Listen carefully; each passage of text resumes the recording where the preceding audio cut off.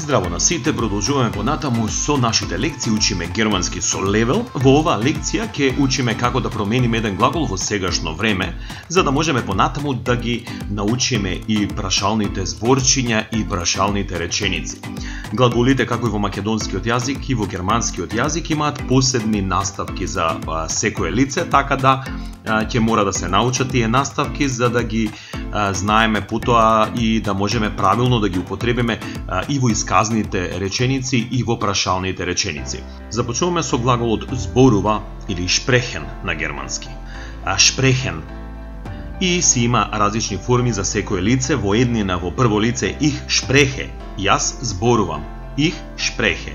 Ich spreche Deutsch. Du sprichst. Er spricht. Sie spricht. Es spricht. Во множина. Wir sprechen. Ihr sprecht. И Sie sprechen. Глаголот шпрехен е неправилен глагол, меѓутоа понатаму ќе имаме во некои од лекциите за правилни и неправилни глаголи, битно е да ја научиме она логика на наставките. Одиме со уште еден глагол, тоа е глаголот heißen, се вика.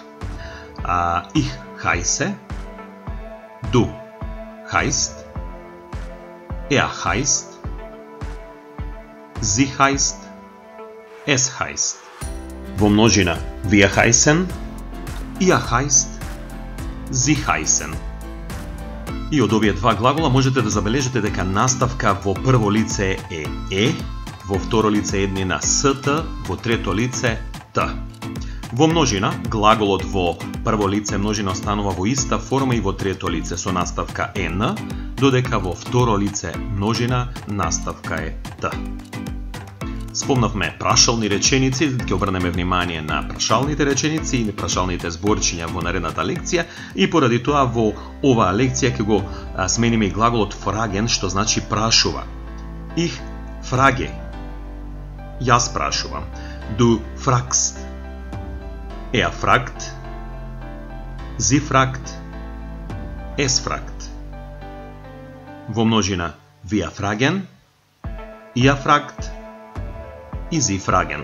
Се разбира во учтива форма ја користиме личната заменка Sie и повторно глаголот fragen. Sie fragen. И пред да ви дадам уште неколку битни глаголи во германскиот јазик, ќе смениме уште еден глагол, тоа е глаголот доаѓа, kommen.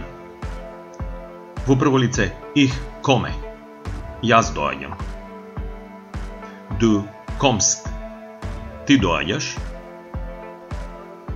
Er kommt, тој доаѓа. Sie kommt, таа доаѓа. Es kommt, тоа доаѓа.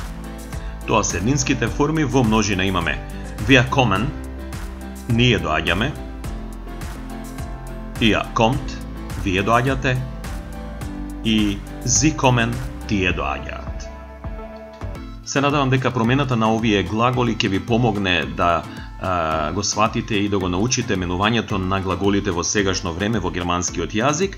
Во наредниот дел од лекцијата ќе ви дадам уште неколку глаголи, вие можете да се обидете и сами дома да ги смените. И како што рековме, започнавме со глаголот шпрехен, зборува. Понатаму чита е лезен. Пишува шрајбен. Учи лернен. Кажува заген. Веќе го сменивме и глаголот kommen, што значи доаѓа. Работи, сигурно сте го слушнале, arbeiten. Прави е machen. Оди, gehen. Купува, kaufen. Пие, trinken. Јаде, веќе го спомнавме, есен. Игра или свири шпилен. Костен значи чини. Го променивме и глаголот heißen, што значи се вика, и глаголот fragen или прашува. Забележувате дека глаголите завршуваат во најчест случај на е и н на крај.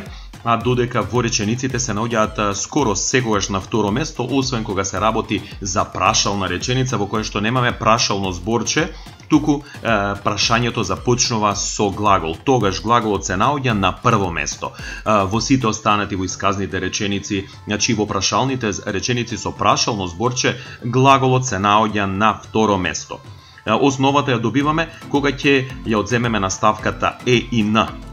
Слушнавме и еден неправилен глагол, тоа беше глаголот шпрехен и лезен е неправилен, меѓутоа не го променивме. Глаголот шпрехен забележавте дека во второ и трето лице еднина има промена во основата. Тоа ќе го учиме понатаму. За сега е многу битно да ги научите барем овие неколку глаголи и да ја сватите логиката на менувањето на правилните глаголи. Ви благодарам што ги следите лекциите на Level Center. Учиме германски со Level. Tschüss. Вршиме онлайн обука за деца и возрастни. Level Едукативен центар.